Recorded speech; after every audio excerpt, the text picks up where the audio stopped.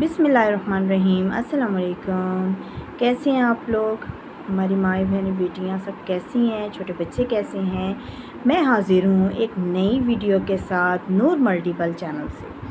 तो आप अपनी दुआओं में मुझे याद रखिए और हम आगाज़ करते हैं अपनी वीडियो का।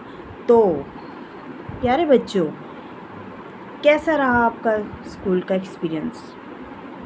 स्कूल खुल चुके हैं तो ज़ाहिर सी बात है अपने दोस्तों के साथ फिर से क्लास में मस्तियाँ करना, पढ़ना और उनके साथ अपने होमवर्क शेयर करना, लंच बॉक्सेस शेयर करना, बहुत सी बातें होती हैं जो बच्चे अपने फ्रेंड्स के साथ शेयर करते हैं।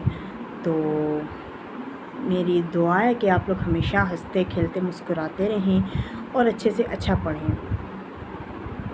और वो बच्चियाँ जो माशाल्लाह बच्चियाँ भी हमारी अच्छा पढ़ रही हैं, और मेरी ये भी दुआ है कि हमारी बच्चियाँ भी किसी से पीछे ना रहें। तो मेरी उन माँओं से गुजारिश है कि मेरी प्यारी बहनों, आप अपनी बच्चियों का मज़बूत सहारा बनें और कभी उनको पीछे ना किसी से रहने दें। और इसकी जो मेन वजह है वो है पढ़ाई, क्योंकि बाज़ लोग ऐसे होते हैं ना कि वो लोग बच्चियों की तालीम के ख़िलाफ़ होते हैं। तो आज की मेरी वीडियो का जो मकसद है वो बच्चियों के लिए।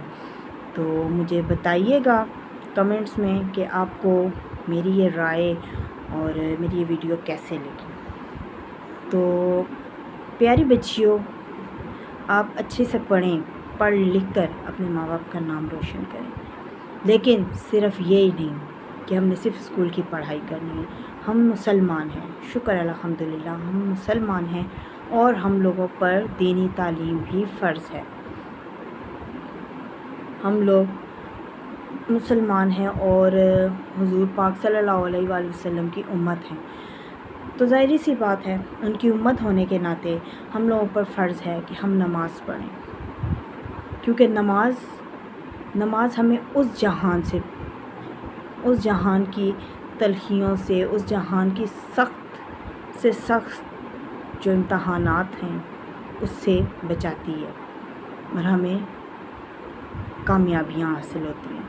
तो हमें सिर्फ़ स्कूल की पढ़ाई नहीं करनी, हमें स्कूल की पढ़ाई के साथ साथ किताबों के साथ साथ हमें कुरान पाक भी पढ़ना है, हमें अपने रब के हुज़ूर सजदा भी देना है। तो आप कभी मत भूलें कि हमें उस जहान में बचाने वाली नमाज है, वो दीन की तालीम है जो हमें पढ़ाती है। अब माशाल्लाह से हमारे स्कूलों में भी दीनी तालीम दी जा रही है, लेकिन इसके बावजूद भी अच्छी बात है अगर हम लोग नमाज की पाबंदी शुरू कर दें, क्योंकि नमाज जन्नत की कुंजी है, नमाज जन्नत की कुंजी है। तो घर की रौनकें, घर की बरकतें इसी से होती हैं कि हम लोग नमाज़ करें, नमाज़ पढ़ें। आखिरकार नमाज़ पढ़ने में हमें कितना टाइम लगता है?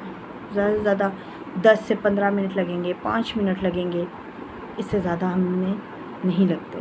तो ज़्यादा भी किया जाए टाइम तो हमें पूरे दिन में आधा घंटा 5 नमाज़ों में इतना ही हमें टाइम लगता होगा, ज़्यादा नहीं।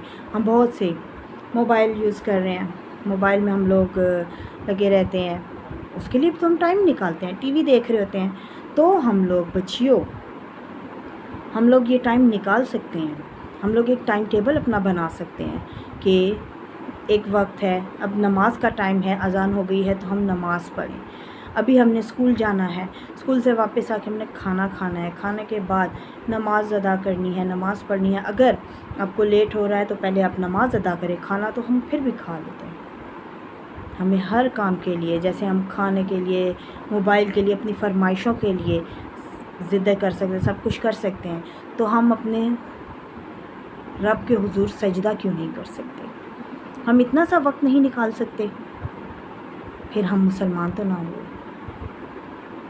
कुछ भी करके जब आहिस्ता आहिस्ता हम शुरू होते हैं नमाज़ पढ़ने की तरफ, तो हमारा दिल खुद ब खुद मुतवज्जो होता है कि हम नमाज़ पढ़ें, कुरान पाक पढ़ें, क्योंकि हम मुसलमानों पे ये सब फ़र्ज़ है। इसके साथ साथ आप स्कूल की पढ़ाई भी करें। क्यों? कि मेरा ये मानना है कि बच्चियों की पढ़ाई बहुत लाज़मी है, हमारे इस्लाम में भी है, शरीयत में भी है, कानून में भी है कि हम लोग पढ़ें اور بچیوں کو پڑھائیں. کیوں کہ بچیوں کی زندگی پر بہت بڑی ذمہ داریاں آ جاتی ہیں، کیونکہ بچیوں نے سدا ہمارے گھروں میں نہیں رہنا ہوتا. ہم بھی کسی کی بیٹیاں تھیں، ہمارے گھر والوں نے بھی ہمیں پڑھایا لکھایا، ہمیں قرآن پاک کی تعلیم بھی دی، نماز کی بھی دی، سب کچھ دیا، اسکولوں کی تعلیم بھی دی. لیکن آخر کار کیا ہوا کہ ہمیں ان کا گھر چھوڑ کر سسرال آنا پڑا، کیونکہ یہ ریت ہے، یہ دنیا کی ریت ہے. کوئی بھی ماں باپ اپنی بیٹی کو اپنے گھر میں نہیں رکھ سکتے. تو میری آپ ساری ماؤں بہنوں سے یہی گزارش ہے، اور بچیوں سے بھی، کہ دین کو اپنائیں اسکول کی تعلیم کے ساتھ، اور اسکول کی تعلیم لازمی کریں، تاکہ کل جب مشکل وقت آئے تو کبھی آپ لوگ پیچھے نہ رہیں. آپ کے پاس اتنی تعلیم ہو، اگر دین کی تعلیم آپ کے پاس زیادہ ہو تو آپ کسی کو سپارہ پڑھا سکیں، اپنے لیے کچھ پڑھ سکیں.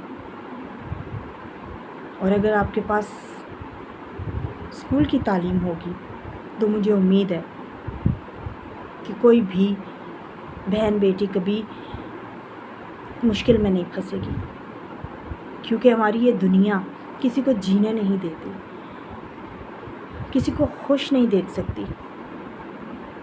میں آپ سے یہ باتیں کر رہی ہوں، آپ یہی سمجھتے ہوں گے کہ ویسے ہی، لیکن میں ان باتوں ان سارے مراحل سے گزر چکی ہوں. میں جب اپنے والدین کے گھر میں تھی، جاتی تھی اسکول، سب کچھ کرتی تھی، اپنے گھر کو بھی دیکھتی تھی.